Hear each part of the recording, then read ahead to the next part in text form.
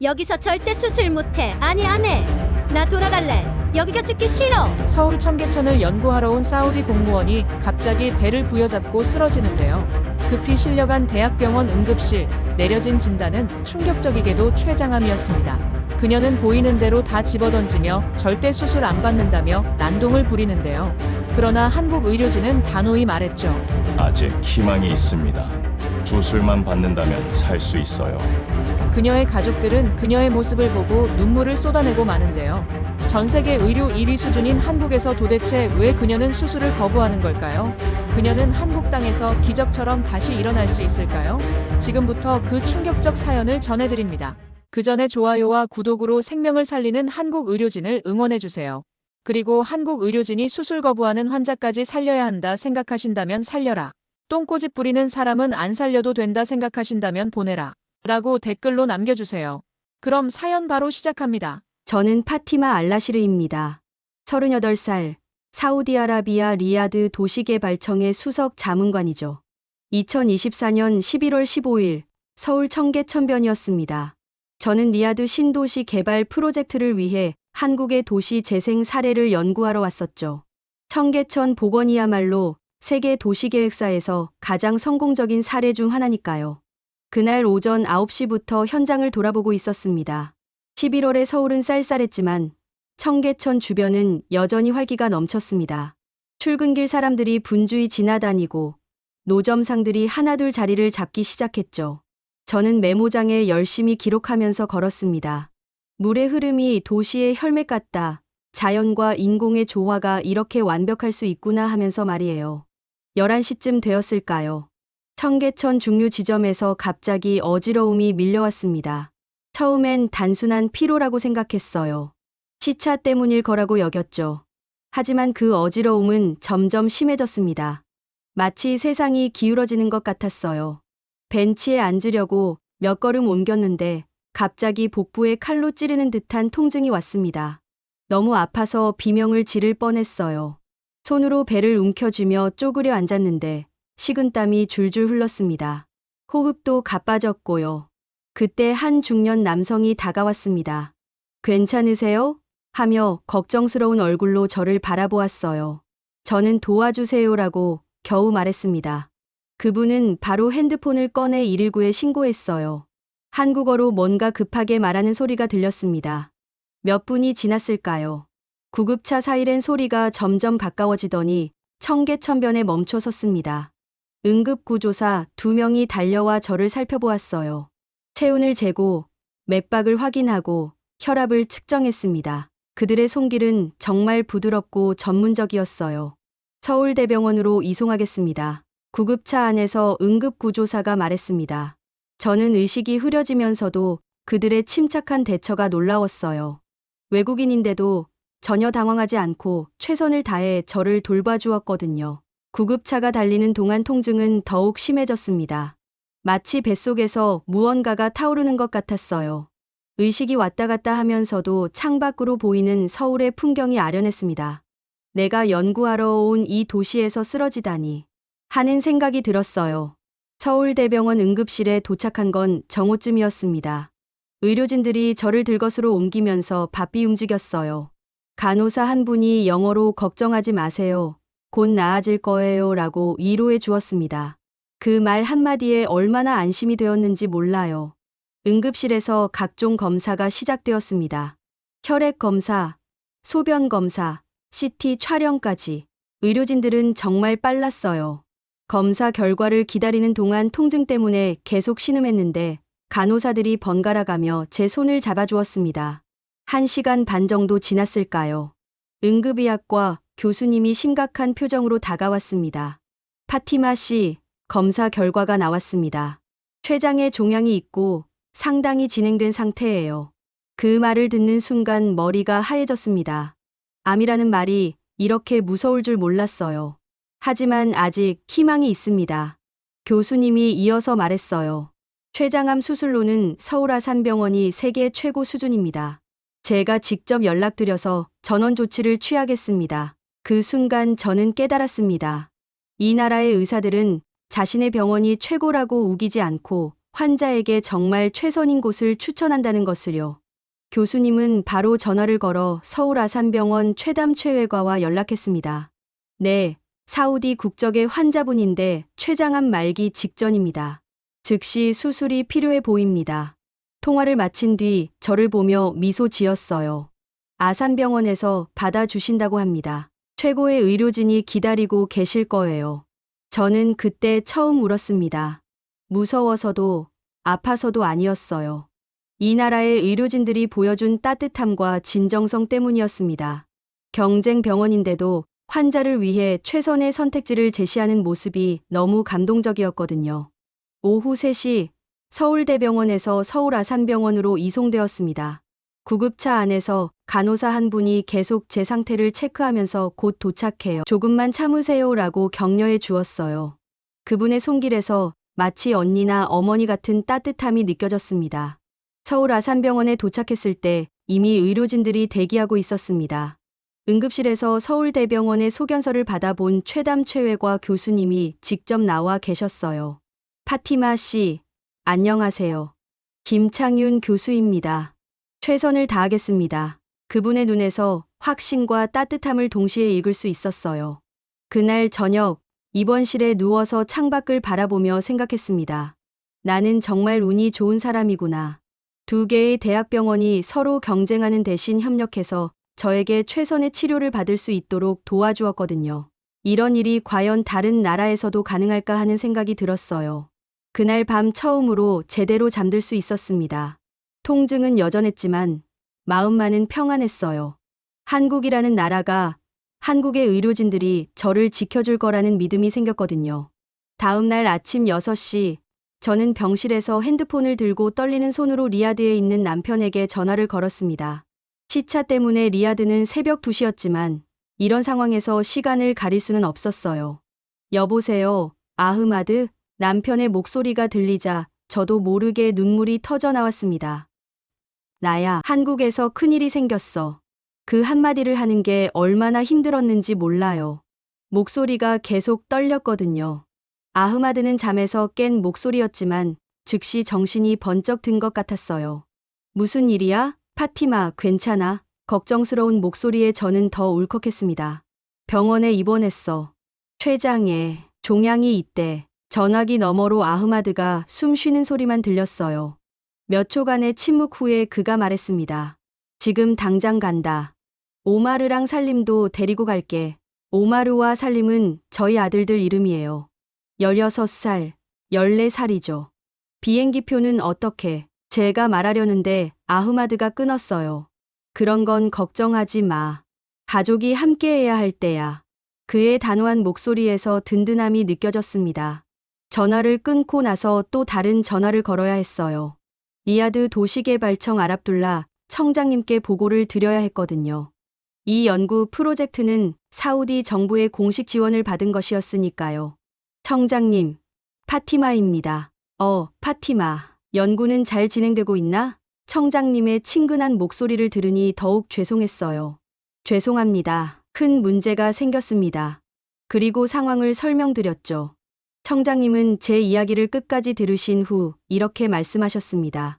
파티마, 연구보다 내 건강이 먼저다. 한국에서 최선의 치료를 받아라. 정부에서 모든 지원을 아끼지 않겠다. 그 말씀을 들었을 때 가슴이 뭉클했어요. 나라에서 저를 포기하지 않는다는 게 느껴졌거든요. 그리고 파티마, 청장님이 덧붙이셨어요. 한국 의료 수준은 세계적으로 인정받고 있으니 걱정하지 마라. 우리 왕실 가족들도 한국에서 치료받은 적이 있다. 내가 최고의 치료를 받을 수 있을 거야. 이 말씀에 얼마나 위로가 되었는지 몰라요. 오전 10시쯤 간호사가 들어와서 말했습니다. 파티마 씨, 교수님이 오셨어요. 김창윤 교수님이 차트를 들고 병실에 들어오셨어요. 어제보다 더 자세한 검사 결과를 가지고 오신 거였죠. 어젯밤은 잘 주무셨나요? 교수님의 첫 마디가 의학적인 이야기가 아니라 안부 인사였어요. 환자를 하나의 인격체로 대하는 마음이 느껴졌습니다. 네, 생각보다는 잘 잤어요. 저는 솔직하게 답했어요. 좋습니다. 그럼 검사 결과를 말씀드릴게요. 교수님이 엑스레이 필름을 들어 보이며 설명하기 시작했어요. 췌장 머리 부분에 약 3cm 크기의 종양이 있습니다. 다행히 주변 혈관으로의 침범은 심하지 않고 원격 전이도 보이지 않아요. 저는 안도의 한숨을 쉬었어요. 그럼 수술이 가능하다는 말씀이신가요? 네, 가능합니다. 다만 최십이지장절제술이라는 매우 복잡한 수술입니다. 약 8시간에서 10시간 정도 소요되고요. 그때 교수님이 진지한 표정으로 덧붙이셨어요. 파티마 씨, 이 수술은 정말 고난도 수술입니다. 하지만 저희 팀은 연간 200례 이상 시행하고 있고 생존율도 세계 최고 수준입니다. 믿고 맡겨주세요. 그 말을 들으면서 저는 이상한 기분이 들었어요. 두려웠지만 동시에 희망도 생겼거든요. 이 교수님과 의료진들이 보여주는 자신감과 따뜻함이 저에게 용기를 주었어요. 오후 2시 인천공항에서 전화가 왔습니다. 여보, 도착했어. 아흐마드의 목소리였어요. 불과 20시간 만에 가족들이 한국에 온 거였죠. 애들은 오마르랑 살림 모두 데려왔어. 걱정하지 마. 3시간 후 병실 문이 열리며 남편과 2 아들이 들어왔습니다. 오마르가 제일 먼저 달려와 제 손을 잡았어요. 엄마, 괜찮아요? 16살 아들의 눈에 눈물이 고여 있었습니다. 살림이도 병실 문 앞에서 울먹이고 있었고요. 괜찮아. 엄마는 괜찮아. 저는 아이들을 끌어안으며 말했어요. 하지만 정작 제가 더 많이 울고 있었죠. 가족이 함께 있다는 것만으로도 병의 절반은 나은 것 같았어요. 아흐마드가 제 머리를 쓰다듬으며 말했습니다. 모든 건 제쳐두고 치료에만 집중해. 나머지는 내가 다 처리할게. 그의 든든한 손길에서 20년 넘게 함께 산 부부의 신뢰가 느껴졌어요. 그때 간호사가 들어와서 영어로 말했습니다. 가족분들이 오셨네요. 환자분께 큰 힘이 될 거예요. 그리고 아이들에게 과자를 건네주었어요.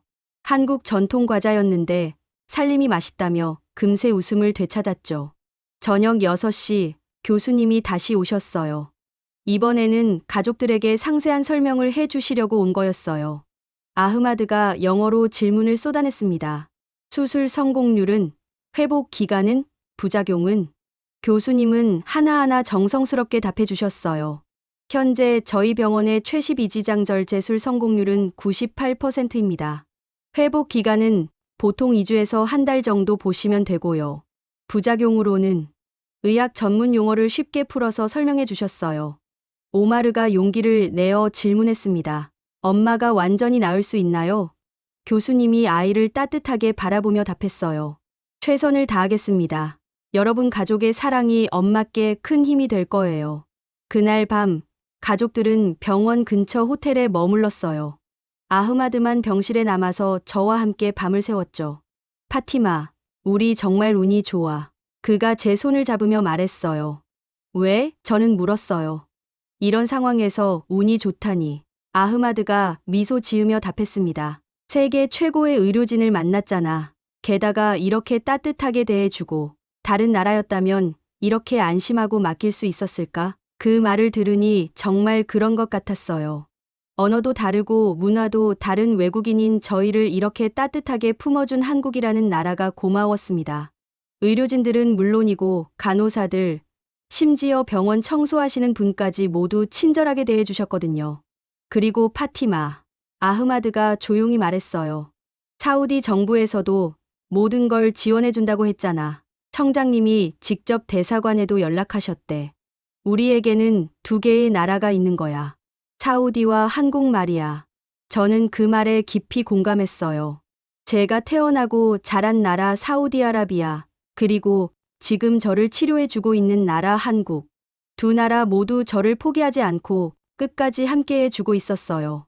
그날 밤 늦게 저는 조용히 기도했습니다. 알라께 감사 기도를 드렸어요. 사우디에서 태어나게 해주신 것, 한국에서 치료받을 기회를 주신 것, 무엇보다 이렇게 사랑하는 가족들과 함께할 수 있게 해주신 것에 대해서 말이에요. 다음 날 오전 9시 김창윤 교수님이 수술팀 의료진들과 함께 병실에 오셨습니다. 마취과 교수님, 종양내과 교수님, 그리고 수간호사까지 총 5분이 오신 거예요. 저는 그 순간 이 수술이 얼마나 중요하고 복잡한 것인지 실감했습니다.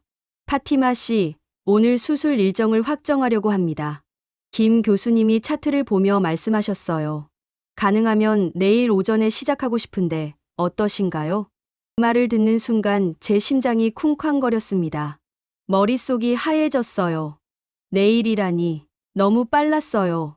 아직 청계천 연구를 마무리하지 못했는데 이렇게 병원에만 있을 수는 없었거든요.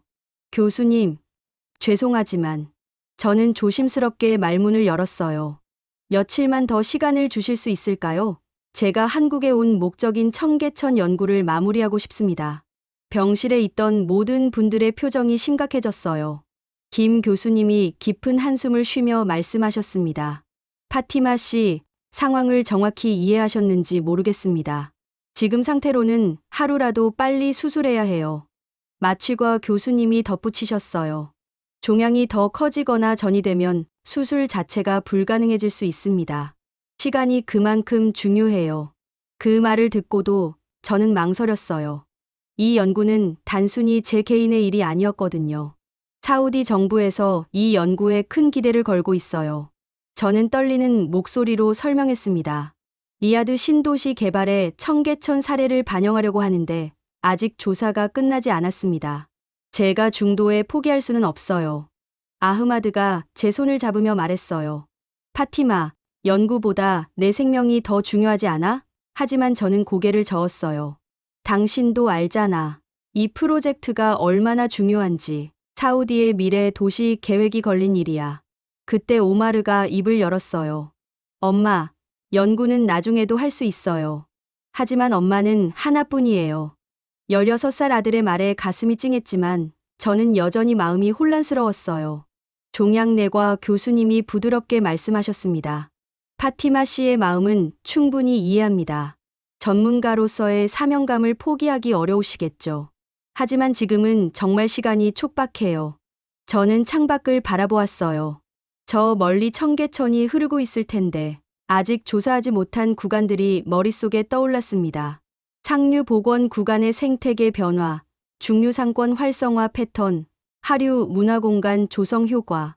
모든 게 미완성이었어요.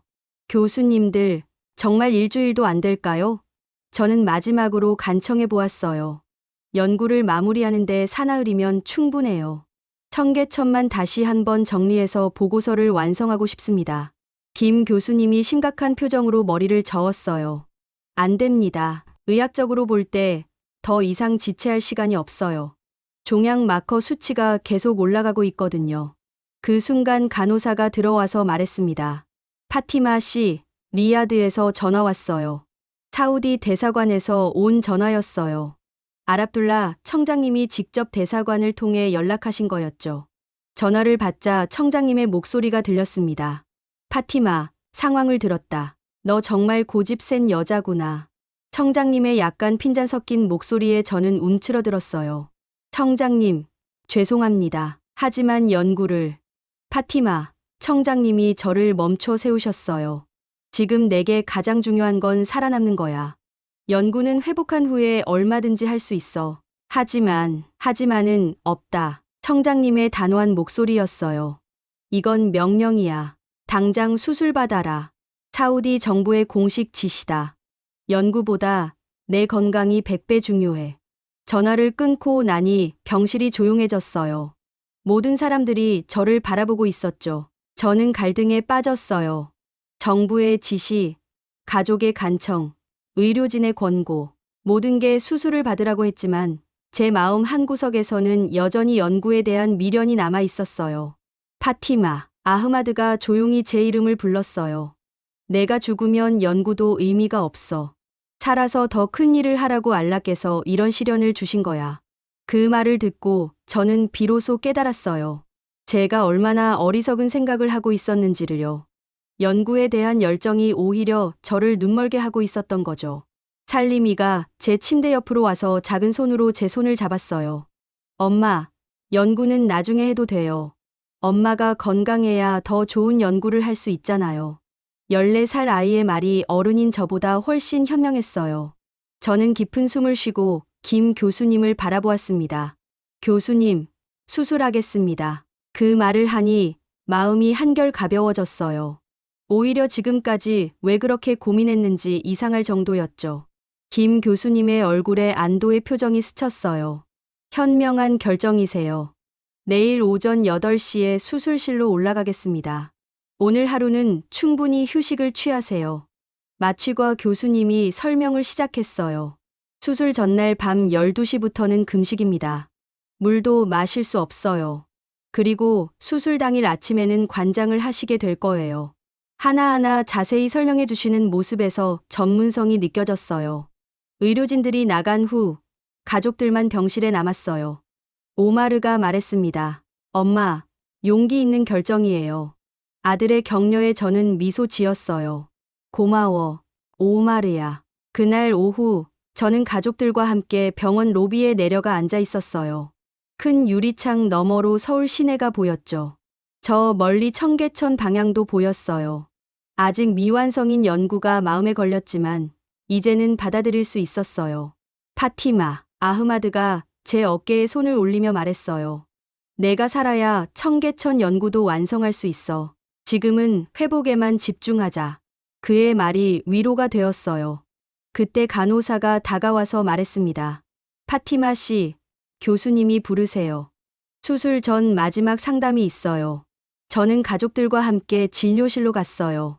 김 교수님이 수술 과정을 자세히 설명해 주셨어요.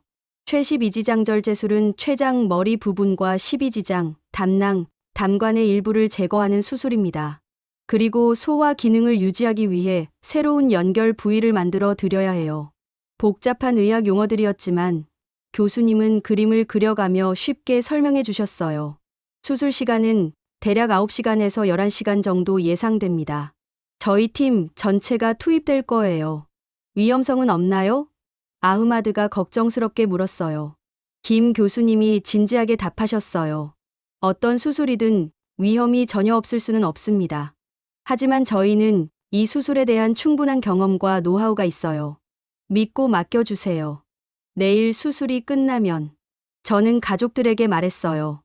회복하는 대로 청계천 연구를 다시 시작할 거야. 더 좋은 결과물을 만들어서 사우디로 돌아가자. 가족들이 모두 고개를 끄덕이며 미소 지었어요. 가족들이 호텔로 돌아간 후 저는 혼자 병실에 누워 생각했어요. 내일이면 모든 게 달라지겠구나. 무섭기도 했지만 한편으로는 새로운 시작이라는 생각도 들었어요. 새벽 2시쯤 잠이 오지 않아서 복도로 나갔어요. 간호사실에서 야간 간호사가 못 주무세요? 라고 물었어요. 네, 너무 긴장되어서요. 그러자 따뜻한 차를 한 잔 끓여주셨어요. 내일 수술 잘 될 거예요. 김 교수님 실력이 정말 좋거든요. 간호사의 격려에 마음이 조금 편해졌어요. 한국 사람들은 정말 따뜻한 것 같아요. 낯선 외국인에게도 이렇게 진심으로 위로해 주니까요. 새벽 4시 다시 병실로 돌아와 누웠어요. 창밖으로 서울의 새벽이 밝아오고 있었죠. 오늘이 내 인생의 전환점이 될 거야. 그렇게 생각하며 눈을 감았어요. 몇 시간 후면 수술실로 가야 했거든요. 수술 당일 아침 6시 간호사가 관장약을 가져왔습니다. 파티마 씨, 이제 시작이에요. 힘내세요. 그분의 따뜻한 미소가 긴장된 제 마음을 조금이나마 달래주었어요. 7시가 되자 수술복으로 갈아입었습니다. 하얀 가운에 모자까지 쓰니 마치 다른 사람이 된 것 같았어요. 거울을 보며 스스로에게 말했습니다. 파티마, 용기를 내. 이 모든 걸 이겨낼 거야. 7시 30분, 가족들이 병실에 왔습니다. 아흐마드의 눈이 빨갛게 충혈되어 있었어요. 밤새 잠을 못 잤나 봐요. 오마르와 살리미도 평소보다 조용했습니다. 가족들 모두 긴장하고 있다는 게 느껴졌어요. 엄마, 이거 가져가세요. 살리미가 작은 코란 구절이 적힌 카드를 건넸어요. 알라께서 엄마를 지켜주실 거예요. 14살 아이의 순수한 믿음에 눈물이 핑 돌았습니다. 고마워, 살리마. 엄마가 꼭 건강하게 돌아올게. 저는 아이를 꼭 안아주었어요. 오마르도 와서 저를 안아주었고요. 엄마, 사랑해요. 꼭 이겨내세요. 8시 정각, 수술실 직원이 들것을 가지고 왔습니다. 파티마 씨, 출발할 시간이에요. 그 말을 들으니 드디어 현실이 되는구나 싶었어요. 가슴이 두근거렸지만 동시에 각오가 서기도 했고요. 들것에 누워서 수술실로 이동하는 동안 복도 천장의 형광등들이 빠르게 지나갔어요. 마치 터널을 지나는 것 같았죠. 가족들이 수술실 앞까지 따라왔는데 그곳에서 작별 인사를 해야 했어요. 여보, 기다릴게. 꼭 깨어나. 아흐마드가 제 손을 꼭 잡으며 말했어요. 알았어. 걱정하지 마. 저는 최대한 밝게 웃으려고 했지만 목소리가 떨렸어요. 수술실 문이 열리며 안으로 들어갔습니다. 생각보다 넓고 밝은 공간이었어요. 여러 대의 모니터와 기계들이 있었고 의료진들이 분주하게 준비하고 있었죠. 파티마 씨, 안녕하세요. 마취과 이수진 교수입니다. 여성 교수님이 친근하게 인사하셨어요. 곧 마취를 시작할 거예요. 천천히 숫자를 세어보세요. 하나, 둘, 셋. 세기 시작했는데 5을 넘기지 못하고 의식을 잃었어요. 마지막으로 들린 소리는 의료진들이 시작합니다라고 말하는 소리였어요. 그 순간부터 10시간 동안 저는 아무것도 몰랐지만 수술실에서는 치열한 생명의 전쟁이 벌어지고 있었어요. 나중에 들은 이야기로는 김창윤 교수님을 중심으로 한 팀 전체가 한순간도 긴장을 늦추지 않았다고 해요. 수술 시작 2시간 후 대기실에서 기다리던 아흐마드에게 간호사가 와서 말했습니다. 순조롭게 진행되고 있어요. 예상보다 종양의 위치가 좋아서 절제 가능성이 높답니다. 그 말에 가족들이 조금 안도했어요. 4시간이 지났을 때 수술 진행 상황을 다른 간호사가 알려줬습니다. 종양 제거는 성공적으로 끝났습니다. 이제 재건 과정에 들어갈 거예요. 6시간째 수술실 안에서는 가장 중요한 순간이 벌어지고 있었어요. 췌장과 소장을 연결하는 부위, 담관과 소장을 연결하는 부위, 위와 소장을 연결하는 부위, 3개의 연결 부위를 만드는 작업이었죠. 이 연결이 제대로 되지 않으면 수술 후 합병증이 생길 수 있어요. 집도이가 집중하며 말했어요. 모든 의료진이 숨소리조차 조심스러워했다고 해요. 한 바늘 한 바늘이 제 생명과 직결된 일이었거든요. 8시간이 지나자 대기실 분위기가 무거워졌어요. 오마르가 왜 이렇게 오래 걸려요? 라고 물었지만 아무도 확실한 답을 줄 수 없었어요. 아흐마드는 계속 복도를 왔다 갔다 하며 기도를 중얼거렸어요. 그때 간호사가 와서 말했습니다. 복잡한 수술이라 시간이 많이 걸려요. 하지만 모든 게 계획대로 진행되고 있으니 걱정하지 마세요. 그래도 가족들의 불안함은 쉽게 가라앉지 않았어요. 9시간째 수술실에서 가장 어려운 순간이 왔어요. 췌장과 소장을 연결하는 부위에서 예상보다 출혈이 많이 났거든요. 지혈 좀 더 확실히 해주세요. 김 교수님의 차분하지만 긴장된 목소리가 수술실에 울렸어요. 네, 교수님.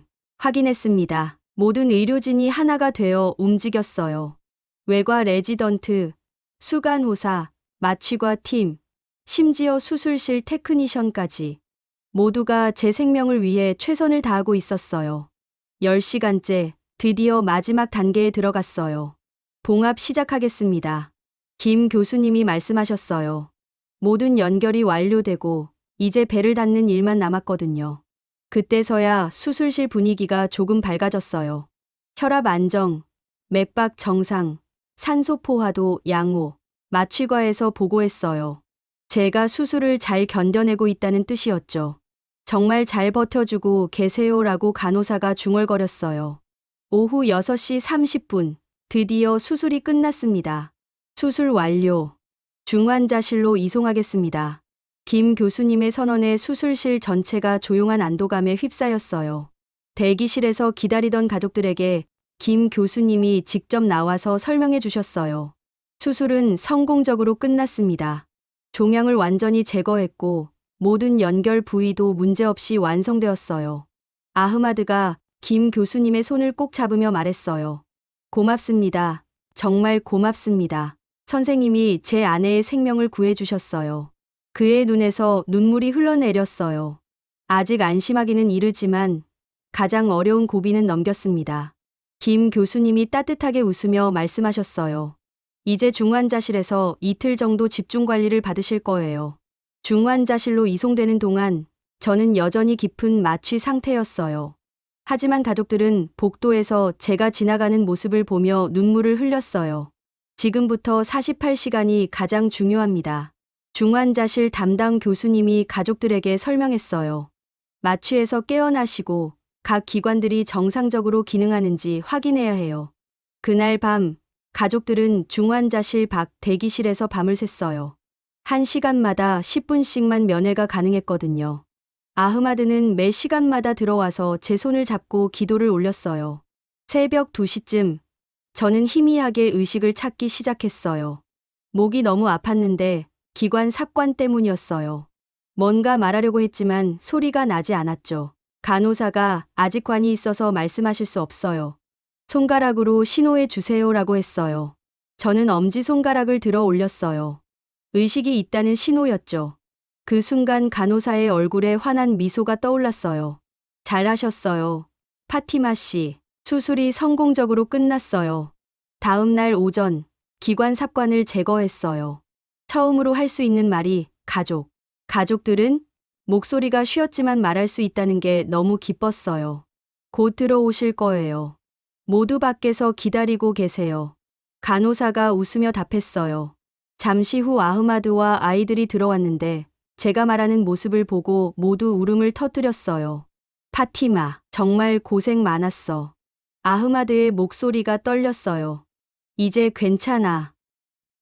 다 끝났어. 저는 그의 손을 꼭 잡으며 말했어요. 우리 모두 잘 견뎌냈네. 그 순간 저는 깨달았어요. 10시간 동안의 수술이 단순히 제 생명을 구한 게 아니라 우리 가족 모두에게 새로운 희망을 준 거라는 것을요.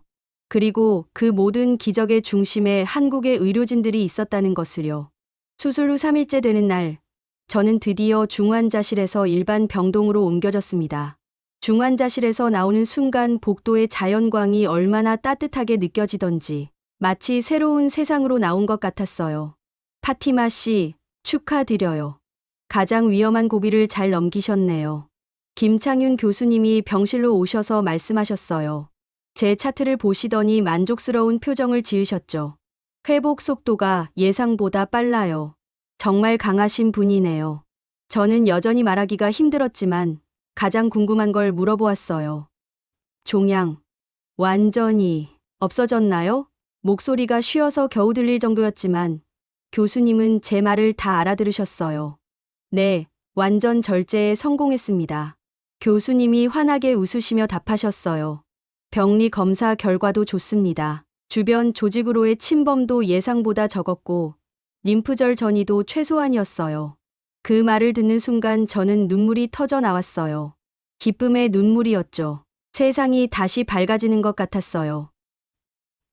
이제 완전히 나은 건가요? 아직 회복 과정이 남아있지만 가장 어려운 산은 넘었다고 보시면 됩니다. 김 교수님이 제 손을 가볍게 두드리며 말씀하셨어요. 앞으로 항암 치료도 받으셔야 하고 정기 검진도 필요하지만 충분히 정상적인 생활이 가능해요. 그때 아흐마드가 조심스럽게 물었어요. 교수님, 제 아내가 원래 하던 일을 다시 할 수 있을까요? 도시계획 연구 같은 일 말입니다. 저는 그 질문이 나오기를 기다리고 있었어요. 물론입니다. 김 교수님의 대답에 제 가슴이 뛰었어요. 회복만 잘 되시면 이전과 다름없이 활동하실 수 있어요. 다만 초기에는 체력 관리에 신경 쓰셔야겠지만요. 그 순간 저는 말할 수 없는 기쁨을 느꼈어요. 살아났다는 것도 기뻤지만 제가 사랑하는 일을 다시 할 수 있다는 것이 더 기뻤어요. 청계천, 연구를 계속할 수 있나요? 김 교수님이 웃으며 답하셨어요. 회복하시면 얼마든지 하세요. 다만 무리는 하지 마시고요. 그리고 잠시 생각하시더니 덧붙이셨어요. 사실 환자분의 연구에 대한 열정을 보면서 저희도 많이 배웠습니다. 그 의지가 회복에도 큰 도움이 되었을 거예요. 오후 2시쯤 간호사가 와서 말했습니다. 파티마 씨, 처음으로 물을 드실 수 있어요.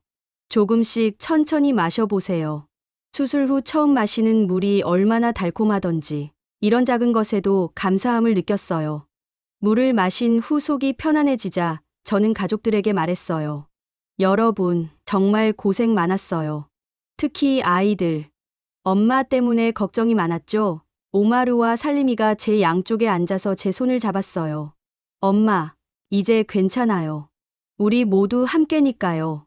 오마르가 말했어요. 16살 아이가 이런 상황을 이렇게 의젓하게 받아들이는 모습이 기특했어요. 엄마가 건강해지는 게 제일 중요해요. 살림이는 제게 그림 한 장을 건넸어요. 엄마, 이거 중환자실에서 기다리면서 그렸어요. 그림을 보니 저와 가족들이 손을 잡고 웃고 있는 모습이 그려져 있었어요. 그 위에는 엄마 사랑해요라고 한글로 써 있었고요. 살림아, 한글도 배웠구나? 저는 놀라서 물었어요. 네, 간호사 이모들이 가르쳐 주셨어요. 한국에 있는 동안 배우고 싶었거든요. 아이의 순수한 마음에 또 눈물이 났어요. 그날 저녁, 처음으로 미음을 먹을 수 있었어요. 간호사가 천천히 조금씩 드세요라고 당부하며 떠먹여 주었어요. 며칠 만에 먹는 음식이 얼마나 맛있던지, 살아있다는 게 이런 거구나 싶었어요. 파티마 씨, 내일부터는 죽도 드실 수 있을 거예요.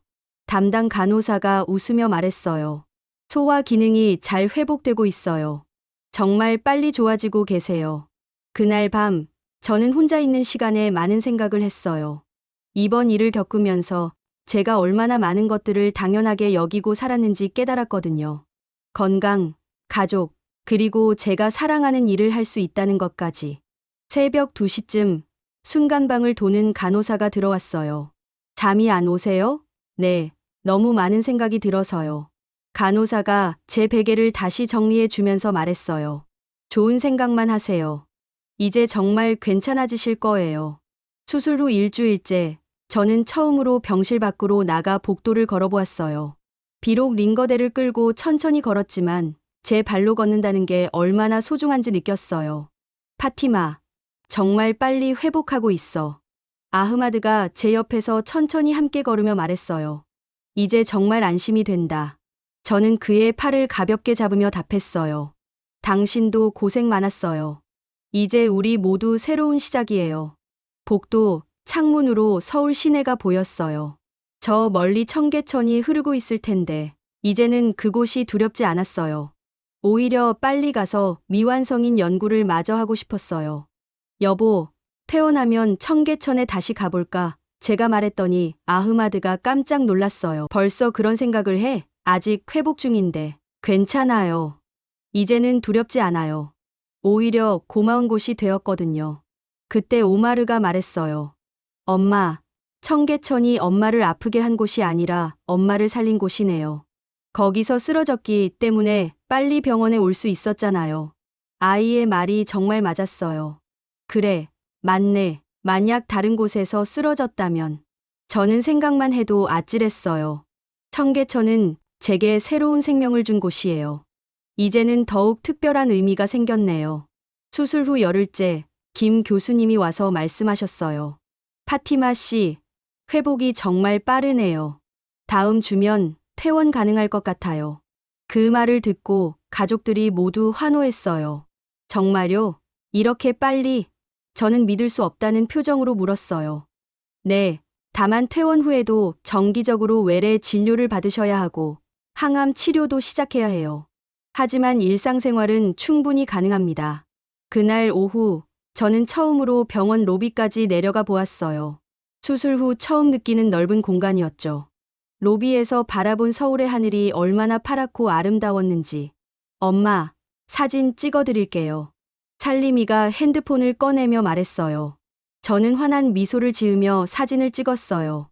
수술 전과는 확실히 달라진 제 모습이었지만 그 어느 때보다 행복해 보였어요. 그날 저녁, 저는 가족들과 함께 병원 식당에서 처음으로 제대로 된 식사를 했어요. 한국 음식이었는데 정말 맛있었어요. 이 나라 음식이 이렇게 맛있는 줄 몰랐네. 제가 말하니 가족들이 모두 웃었어요. 파티마, 우리 한국 좋아하게 된 것 같은데? 아흐마드가 웃으며 말했어요. 그럼요. 이 나라가 저를 살려줬는걸요. 이제는 제 인생의 은인 같은 나라예요. 그날 밤, 저는 리야드에 있는 아랍둘라 청장님께 전화를 드렸어요. 청장님, 파티마입니다. 수술이 성공적으로 끝났어요. 오, 파티마, 정말 다행이다. 모두들 걱정하고 있었어. 죄송합니다. 연구를 제대로 마무리하지 못해서. 아니야, 그런 소리 하지 마. 내가 건강한 게 가장 중요해. 연구는 천천히 하면 되는 거야. 청장님의 따뜻한 말씀에 가슴이 뭉클했어요. 청장님, 회복하는 대로 연구를 마저 하고 싶어요. 이번 일을 겪으면서 더 좋은 아이디어가 생겼거든요. 그래, 어떤 아이디어인데? 한국의 의료 시스템도 함께 연구해서 사우디에 적용하면 어떨까 해요. 도시계획과 의료 인프라를 함께 고려하는 거죠. 청장님이 흥미로워하시는 목소리로 말씀하셨어요. 그거 좋은 생각이네. 회복하면 천천히 준비해봐. 정부에서도 지원하겠다. 그 말씀을 듣고 저는 새로운 목표가 생겼어요. 그날 밤 늦게 저는 창밖을 바라보며 생각했어요. 이제 정말 새로운 시작이구나. 죽음의 문턱에서 돌아온 저에게는 모든 것이 선물 같았어요. 건강, 가족, 그리고 다시 할 수 있게 된 일까지. 새벽에 간호사가 마지막 약을 가져왔을 때 저는 말했어요. 정말 고마워요. 여러분 덕분에 새 생명을 얻었어요. 간호사가 웃으며 답했어요. 저희도 파티마 씨가 빨리 회복하셔서 기뻐요. 정말 강하신 분이세요. 그 순간 저는 확신했어요. 이제는 정말 괜찮을 거라고, 그리고 앞으로 더 의미 있는 일들을 할 수 있을 거라고. 한국에서 받은 이 기적 같은 치료를 절대 잊지 않겠다고 다짐했어요.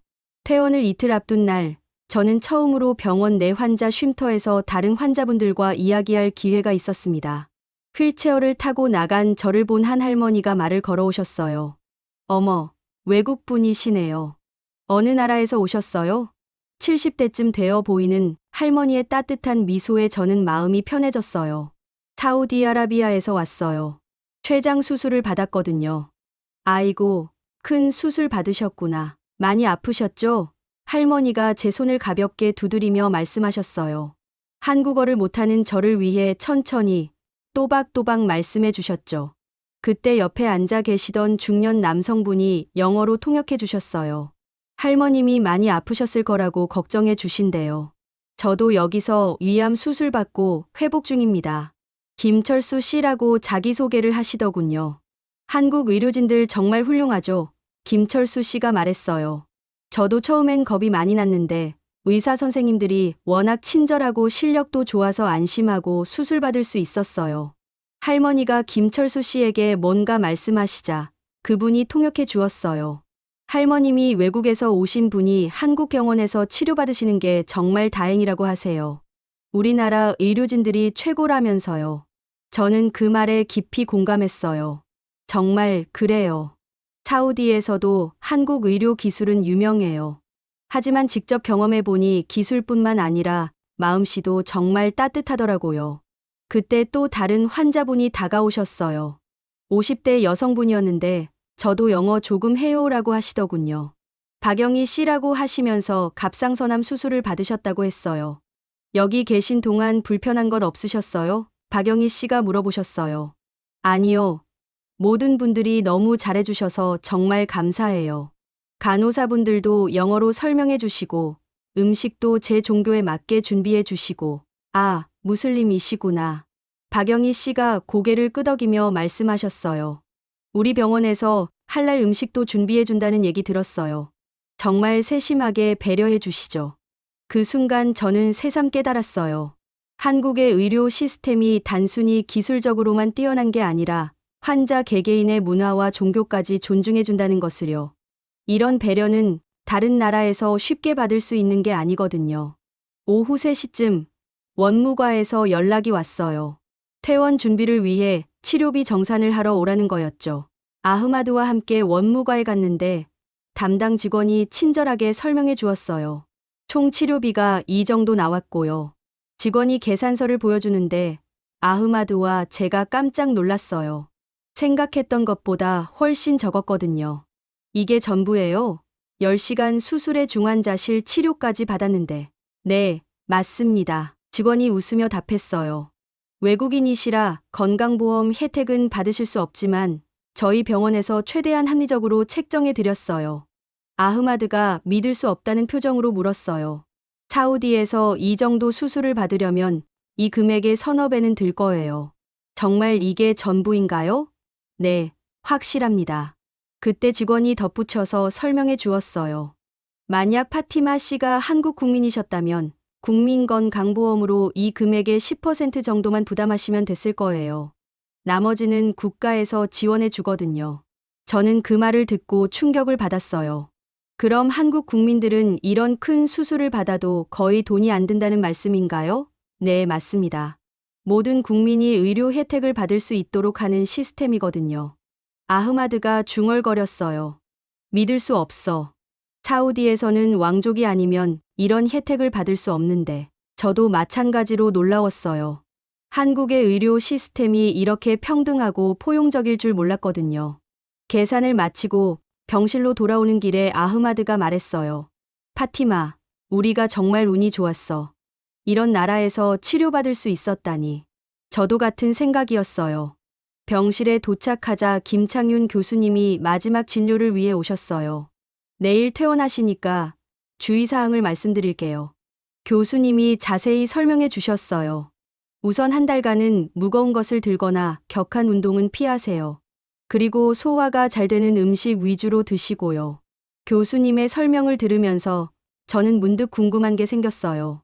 교수님, 혹시 제가 청계천 연구를 계속해도 괜찮을까요? 물론 무리하지 않는 선에서요. 교수님이 잠시 생각하시더니 답하셨어요. 걷기 정도는 오히려 회복에 도움이 될 거예요. 다만 하루에 한두 시간 정도로 제한하시고요. 정말요? 그럼 다음 주부터 조금씩 시작해봐도 될까요? 제가 기대에 찬 목소리로 물었더니 교수님이 웃으며 고개를 끄덕이셨어요. 파티마 씨의 열정은 정말 대단해요. 그 의지가 빠른 회복의 원동력이었을 거예요. 그날 저녁 담당 간호사인 이수정 간호사님이 마지막 인사를 하러 오셨어요. 파티마 씨, 내일이면 퇴원이시네요. 정말 빨리 회복하셨어요. 간호사님 덕분이에요. 정말 친절하게 돌봐주셔서 고마웠어요. 제가 말하니 간호사님이 수줍게 웃으셨어요. 저희가 한 건 별것 없어요. 파티마 씨가 워낙 긍정적이고 의지가 강하셨거든요. 그날 밤 저는 가족들과 함께 이야기를 나누었어요. 우리가 정말 특별한 경험을 했다고 말이에요. 이 나라의 따뜻함을 경험한 거예요. 의료진들의 실력뿐만 아니라 사람에 대한 배려와 사랑까지 느낄 수 있었거든요. 살림이가 저도 간호사 이모들 정말 좋았어요 라고 말했어요. 아흐마드가 진지하게 말했어요. 파티마, 우리가 이 경험을 잊지 말아야 할 것 같아. 그리고 사우디로 돌아가서 이 이야기를 많은 사람들에게 전해야 해. 맞아요. 단순히 의료 기술만 배우는 게 아니라 이런 마음가짐도 배워야 해요. 저는 새로운 계획을 세우기 시작했어요. 새벽에 마지막 야간 순방을 도는 간호사님이 오셨어요. 내일이면 퇴원하시네요. 네, 정말 기뻐요. 하지만 한편으로는 아쉬워요. 이곳에서 받은 따뜻함을 잊을 수가 없을 것 같아요. 간호사님이 미소 지으며 말씀하셨어요. 파티마 씨도 저희에게 많은 걸 주셨어요. 다른 문화를 이해할 기회를 주셨거든요. 그 순간 저는 깨달았어요. 이번 경험이 단순히 제가 치료를 받은 게 아니라 서로 다른 문화가 만나서 서로를 이해하고 사랑하게 된 특별한 시간이었다는 것을요. 퇴원을 앞둔 마지막 밤, 저는 창밖을 바라보며 생각했어요. 이 나라가 저에게 준 건 단순히 건강만이 아니야. 인간에 대한 믿음과 희망을 다시 찾게 해줬어. 한국의 의료 시스템은 기술의 진보가 아니라 사람에 대한 사랑에서 시작된 거구나 싶었어요. 그래서 이렇게 따뜻하고 포용적일 수 있었던 거죠. 이런 깨달음을 얻을 수 있었던 것만으로도 이번 시련은 축복이었어요. 퇴원한 지 일주일 후, 저는 참을 수 없었어요. 청계천 연구에 대한 열망이 다시 끌어올랐거든요. 아직 회복 중이라는 의료진의 당부는 알고 있었지만 시간이 너무 아까웠어요. 여보, 오늘 청계천에 가볼게. 제가 말하자 아흐마드가 깜짝 놀랐어요. 벌써 교수님이 한 달은 쉬라고 하지 않았어? 걷기만 할 거야. 무리하지 않을게. 사실 거짓말이었어요. 저는 이미 머릿속으로 하루 종일 현장 조사를 할 계획을 세워두고 있었거든요. 아직 조사하지 못한 청계천 상류 구간과 하류 연결 지점들이 너무 궁금했어요. 오전 9시, 저는 혼자 청계천으로 향했어요. 가족들이 모르게 나온 거였죠. 지하철을 타고 종가역에서 내려 청계천 입구에 도착했을 때 그곳의 모습이 새삼 다르게 보였어요. 여기서 내가 쓰러졌구나. 그 기억이 떠오르면서 잠시 무서움이 들었어요. 하지만 곧 용기를 냈어요. 이곳은 제게 죽음을 준 곳이 아니라 새로운 생명을 준 곳이니까요. 측량기와 카메라, 노트북까지 들고 와서 본격적인 조사를 시작했어요. 수술 전에 하던 것처럼 꼼꼼하게 기록하면서 청계천을 따라 걸었죠. 하지만 예전 같지 않았어요. 금세 숨이 차고 다리가 아팠어요. 괜찮아. 조금씩 하면 돼. 저는 스스로를 다독이며 계속 걸었어요. 중류 구간까지 와서 물의 흐름을 측정하고 주변 상권 분포를 조사했죠. 점심시간도 거르고 계속 일했어요. 오후 2시쯤 갑자기 어지러움이 왔어요. 수술받기 전과 비슷한 느낌이었죠. 설마 하는 생각이 들면서 식은땀이 나기 시작했어요. 하지만 저는 멈추지 않았어요. 여기까지 왔는데 포기할 수 없어. 저는 벤치에 잠시 앉아서 물을 마시며 휴식을 취했어요. 하지만 어지러움은 가라앉지 않았고 오히려 더 심해졌어요. 3시간 더 조사를 계속했어요. 하류 구간의 문화 시설들을 둘러보고 시민들의 이용 패턴을 관찰했죠. 하지만 점점 몸이 말을 듣지 않았어요. 걸음걸이도 불안정해지고 시야도 흐려졌어요. 오후 5시 저는 청계천 끝자락 근처에서 다시 쓰러졌어요. 이번에는 의식을 완전히 잃지는 않았지만 일어설 수가 없었어요. 복부 수술 부위가 찢어질 것처럼 아팠거든요. 도와주세요. 저는 지나가는 사람들에게 간신히 손을 흔들었어요. 한 젊은 여성이 달려와서 괜찮으세요? 병원에 연락드릴까요? 라고 물었어요. 저는 고개를 끄덕였어요. 구급차가 다시 청계천에 왔어요. 1달 전과 똑같은 상황이었죠. 응급구조사들이 저를 보더니 2분 전에도 봤는데 라고 말했어요. 제가 그만큼 심각한 상태였다는 뜻이었어요. 이번에는 바로 서울 아산병원으로 이송되었어요. 응급실에 도착하자마자 김창윤 교수님이 달려오셨어요. 파티마 씨, 왜 이러셨어요? 무리하시면 안 된다고 했잖아요. 교수님의 목소리에 걱정과 약간의 꾸중이 섞여 있었어요. 저는 죄송한 마음에 제대로 대답할 수가 없었어요. 죄송해요. 연구가 너무 궁금해서. 응급 검사 결과 수술 부위에 염증이 생겼고 일부 봉합 부위가 벌어져 있었어요. 다행히 큰 문제는 아니지만 작은 수술을 다시 해야 해요. 김 교수님이 심각하게 말씀하셨어요. 가족들이 병원에 도착했을 때 아흐마드의 표정은 정말 복잡했어요. 걱정과 안도가 뒤섞인 얼굴이었죠. 파티마, 왜 혼자 나간 거야? 우리가 얼마나 놀랐는지 알아? 미안해. 정말 미안해. 저는 진심으로 사과했어요. 조급했어. 빨리 연구를 끝내고 싶었거든. 오마르가 제 손을 잡으며 말했어요. 엄마, 건강이 제일 중요해요. 연구는 천천히 해도 돼요. 다음 날 오전, 염증 제거를 위한 작은 수술을 받았어요.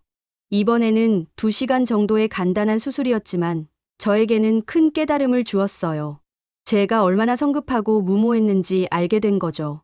수술 후 김 교수님이 오셔서 진지하게 말씀하셨어요. 파티마 씨, 이번엔 정말 주의하셔야 해요. 또 무리하시면 더 큰 문제가 생길 수 있어요. 네, 교수님. 정말 죄송해요. 이제는 조심할게요. 저는 진심으로 반성했어요. 제 욕심 때문에 가족들과 의료진들을 또 걱정시켰다는 게 정말 미안했거든요. 연구에 대한 열정은 좋지만 건강을 잃으면 모든 게 의미 없어져요. 교수님이 부드럽게 타이르셨어요. 천천히, 단계적으로 접근하세요. 급할 것 없잖아요. 그날 오후 저는 가족들과 진솔한 대화를 나누었어요. 여러분께 정말 죄송해요. 제가 너무 성급했어요. 아흐마드가 제 머리를 쓰다듬으며 말했어요. 이제 알았으니 됐어. 앞으로만 조심하면 돼. 살림이가 말했어요. 엄마, 청계천이 어디 도망가는 것도 아닌데 왜 그렇게 급해해요? 아이의 순수한 질문에 저는 웃음이 나왔어요. 맞네. 살림이 말이 맞아. 그날 저녁 간호사님이 와서 말씀하셨어요. 파티마 씨, 이번 일로 오히려 더 건강해질 거예요. 자신의 한계를 아는 것도 회복의 중요한 과정이거든요. 이번 일을 겪으면서 저는 깨달았어요. 진정한 회복이란 몸만 낫는 게 아니라 마음의 균형도 찾는 거라는 것을요. 그리고 사랑하는 사람들의 걱정을 덜어주는 것도 회복의 일부라는 것을요. 새벽에 혼자 생각하며 다짐했어요. 이제는 정말 천천히 가족들과 함께 하자. 연구도 중요하지만 더 중요한 건 함께할 사람들이야. 그렇게 생각하니 마음이 한결 편해졌어요. 재입원 후 일주일 만에 다시 퇴원할 수 있었어요. 이번에는 정말 조심스럽게 가족들과 함께 병원 문을 나섰습니다. 11월 말에 서울 공기가 차갑지만 상쾌하게 느껴졌어요. 이번에는 정말 천천히 하자. 아흐마드가 제 팔을 살짝 붙잡으며 말했어요. 알았어요. 이제는 정말 깨달았어요. 저는 진심으로 답했어요. 2번의 입원을 겪으면서 진짜 중요한 게 무엇인지 알게 되었거든요. 호텔로 돌아와서 저는 처음으로 차분히 앉아 생각할 시간을 가졌어요. 지난 한 달 동안 정말 많은 일이 있었죠. 죽음의 문턱에서 돌아왔고, 세계 최고 수준의 의료진들을 만났고, 가족의 사랑을 다시 확인했고, 파티마, 뭘 그렇게 생각해? 아흐마드가 옆에 앉으며 물었어요. 한국에서의 이 모든 경험을 어떻게 정리해야 할지 생각하고 있어요. 단순히 제 개인적인 치료, 경험으로 끝낼 수는 없을 것 같아서요. 그때 오마르가 말했어요. 엄마, 이 이야기를 사우디 사람들에게 들려주면 어떨까요? 한국이 얼마나 좋은 나라인지 알려주는 거예요. 아들의 제안에 저는 눈이 번쩍 뜨였어요. 좋은 생각이야. 오마르야. 그리고 단순히 의료 이야기만이 아니라 이 나라의 따뜻함도 함께 전하고 싶어. 2주일 후 저는 김창윤 교수님께 정식으로 감사 인사를 드리러 갔어요. 교수님, 정말 고마웠습니다. 선생님 덕분에 새로운 삶을 얻었어요. 교수님이 웃으며 답하셨어요. 파티마 씨가 워낙 의지가 강하셨어요. 저희는 도움을 드린 것뿐이에요. 교수님, 혹시 제가 청계천 연구를 천천히 재개해도 괜찮을까요? 이번에는 정말 조심스럽게요. 김 교수님이 고개를 끄덕이시며 말씀하셨어요. 좋습니다. 다만 하루에 2시간 이내로 제한하시고 반드시 가족과 함께 다니세요. 드디어 허락을 받았어요. 이번에는 정말 조심스럽게 가족들과 함께 청계천 연구를 재개했습니다. 아흐마드와 아이들이 번갈아 가며 저와 함께 현장을 다녔어요. 엄마, 여기가 엄마가 쓰러진 곳이에요? 살림이가 청계천 중류 지점에서 물었어요. 응, 여기야. 하지만 이제는 무섭지 않아. 오히려 고마운 곳이 되었어. 연구를 다시 시작하면서 저는 새로운 관점을 갖게 되었어요. 단순히 도시계획 기술만 보는 게 아니라 그 속에 담긴 사람들의 마음과 배려까지 보게 된 거죠. 청계천 복원이 기술의 승리가 아니라 시민들에 대한 사랑에서 시작된 프로젝트라는 걸 깨달았어요. 한 달 후, 저는 드디어 연구 보고서를 완성했어요. 하지만 이번 보고서는 이전과 달랐어요. 도시계획 기술뿐만 아니라 한국의 의료 시스템과 사회 안전망에 대한 내용도 포함했거든요. 여보, 이 보고서는 그냥 도시계획 보고서가 아니네? 아흐마드가 제 보고서를 읽으며 말했어요. 응, 한국에서 경험한 모든 것을 담고 싶었어.